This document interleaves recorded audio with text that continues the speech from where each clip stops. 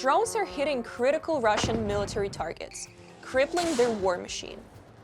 And will Ukraine's naval tech revolution shift the balance at sea? Meanwhile, political tensions heat up in Washington as Senate leaders clash over how to pressure Moscow. We've got a lot to unpack, so stay with us. This is The Gaze. Don't forget to follow us on our website, YouTube, and socials for more sharp takes and frontline reporting. In the quiet Russian town of Yelets, Lipetsk region, someone decided the Energia plant needed a little break. And it got one, courtesy of a Ukrainian drone strike. That same plant just happened to produce key components for UAVs, Iskander and Kinzhal missiles, EW systems, and a whole parade of Putin's favorite war toys. According to Andriy Kovalenko, head of Ukraine's Center for Countering Disinformation, Energia wasn't just another factory, it was the power bank of Russia's war machine. The facility manufactured lithium-ion and mercury-zinc batteries, electrochemical capacitors, and more, used in everything from tanks to missile simulators. Clients? Only the usual suspects: Russia's Ministry of Defense, Roscosmos, FSB, Ministry of Internal Affairs, Emergency Ministry, even Gazprom. Basically, the entire horsemen of the apocalypse.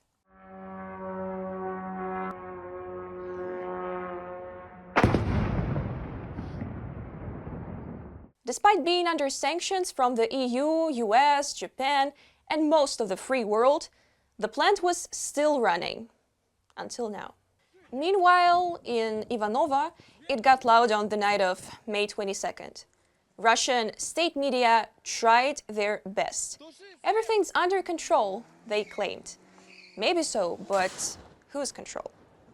As usual, some drones were allegedly shut down, but somehow the debris still shattered windows near Severny airfield. No major casualties reported, unless you count nerves. And this wasn't just any runway. Severny is home to the 243rd Aviation Squadron and the 81st Military Transport Aviation Regiment. Basically a VIP suite for uninvited drones. So yes, just another day in Russia's increasingly flammable sky. Russian citizens are outraged. They're stuck in airports for a day. Unacceptable, inconvenient, a violation of their human right to free movement. This is a Russian airport. People wait, they're upset, it's hard, one day without flights, and the world owes them something. And now here's a Ukrainian airport, or what's left of it. For 3 years straight, the only aircraft in our skies are Russian fighters and bombers, dropping missiles, glide bombs, and death on our cities. And this is where we've been, underground, every day, 2, 3, 5 times a day, sometimes 8 hours at a time, for 3 years. But we never lost our spirit.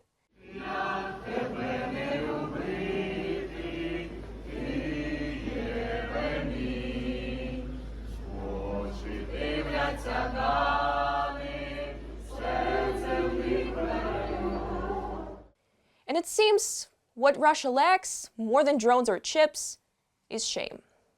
A normal reaction when your president launches an unprovoked war would be protest, resistance, remorse. But instead, Russians are surprised to face even mild inconvenience, like waiting at the airport. And meanwhile, in Kyiv, another Russian airstrike. Civilians dead, again. And Russia says they didn't want this war. But still, here we are. Because maybe the issue isn't just Putin, maybe it's how one man comes to power for 4 years and stays for 30. Russians call it stability. Builds a criminal empire, they call it economy. Starts a war, they call it necessity. Shreds Ukrainian lives, and they call it glory.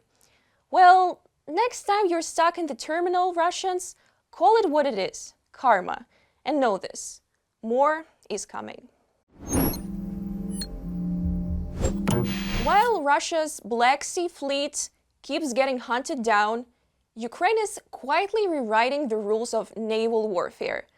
Not just surviving the storm, but engineering it. Ukraine's Ministry of Defense has rolled out a fleet of new, domestically built marine combat vessels to support operations in seas, rivers, lakes, and even marshes. Designed specifically for hard-to-reach zones and rapid maneuvers, these boats come with high load capacity, shallow drafts, and cutting-edge weapon systems. Among them, the Aquaspirit RABs, that is, rigid inflatable boats, praised for their insane stability and agility, even in rough waters. And then there's the SHERP, the shuttle, a beast of an amphibious craft that charges through terrain where even tanks hesitate. Armed with dual Browning M2 machine guns, SHERP the shuttle doesn't just land troops, it brings the storm with them. And these aren't just for show, they've been already battle-tested. And it's not just boats. Ukraine is making global military history, literally, by dominating the sea with naval drones. Ukrainian-developed drones were first in modern warfare to sink enemy warships, down helicopters, and even engage fighter jets at sea. On the 14th of May, Ukraine's defense intelligence dropped the curtain on the MAGURA V7, a sleek, deadly naval drone that has already helped cripple Russia's Black Sea presence. This isn't just defense, it's a full-blown revolution in modern maritime warfare. And guess who's leading it? Ukraine, of course. We are presenting the MAGURA drones. This is the technology that, under the orders of General Budanov, Ukraine's defense intelligence used to destroy the Black Sea Fleet, and more. So far, drones from the MAGURA family have eliminated 21 enemy targets. That's a world record, something that has never been done before. We're talking about 16 ships which once represented the strength of the aggressor state, though now they rest on the bottom of the Black Sea, along with 3 helicopters and 2 enemy fighter jets. Just the value of those 2 jets alone exceeds $100 million. Andriy Yusov, spokesperson for Ukraine's defense intelligence.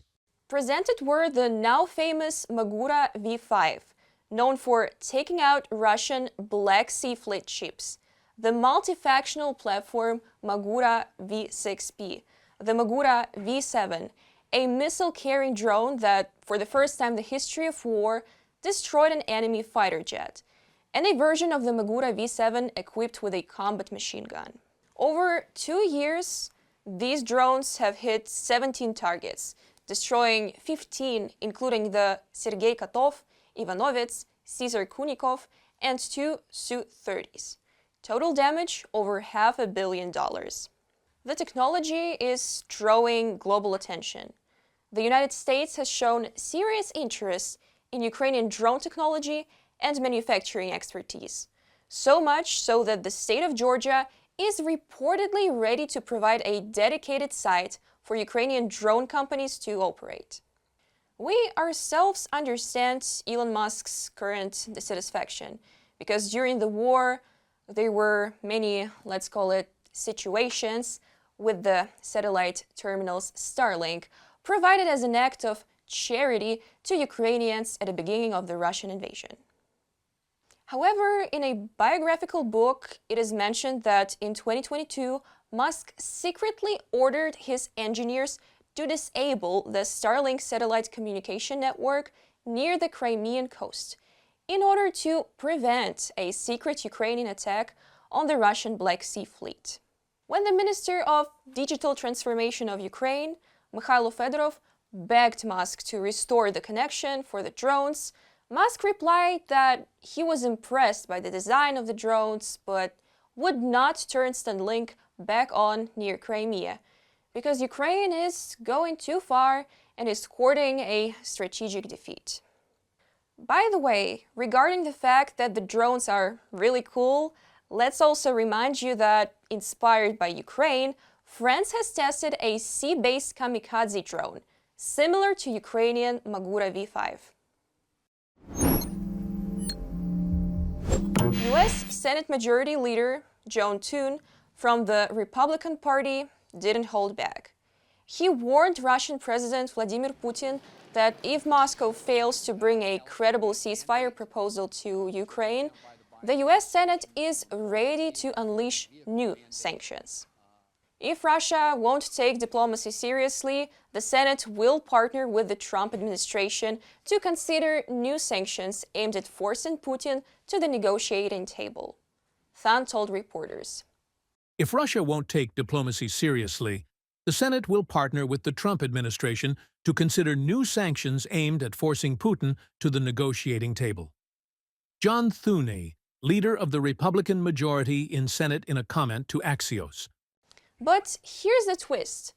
Thune's tough talk seems to clash with the stance of the Trump administration.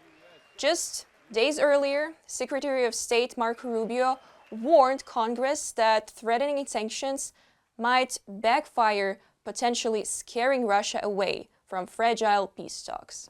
On the issue of Ukraine, here's what we can all agree on. There is no military solution to this crisis. Right. It will have to end in a negotiated settlement. And the fundamental challenge we have in Ukraine is this.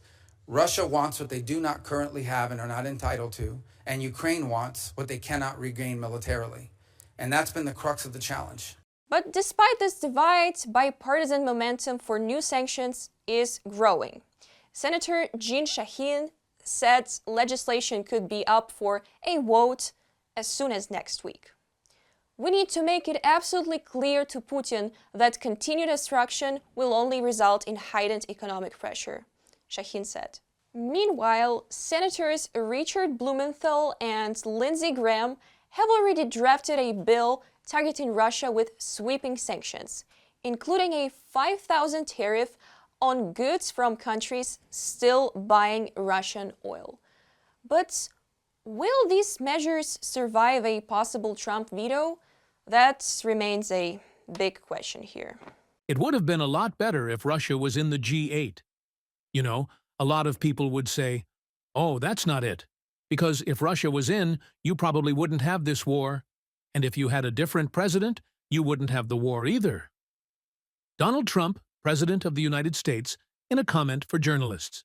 And this bill is particularly important. And the reason is very simple, is that not only is it targeting Russia's oil, which is obviously the key, keep in mind, about more than 30% actually of the Russian federal budget comes from oil alone, but it's targeting with secondary sanctions those who buy the oil. And that's namely China and India. They purchase more than 85% of the oil that comes from Russia. And just like in answer to Trump's words, the group of 7 finance ministers have reaffirmed that Russian state assets will remain frozen until Moscow ends its war against Ukraine and agrees to provide reparations for the damage it has inflicted.